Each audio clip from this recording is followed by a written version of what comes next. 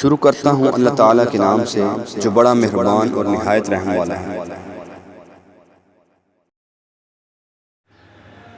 حضرت ابو ذر غفاری رضی اللہ تعالیٰ عنہ سے روایت ہے کہ رسول اللہ صلی اللہ علیہ وآلہ وسلم نے فرمایا، میں ایک ایسی آیت جانتا ہوں اگر لوگ اس پر عمل کریں تو وہ ان کے لیے کافی ہو جائے۔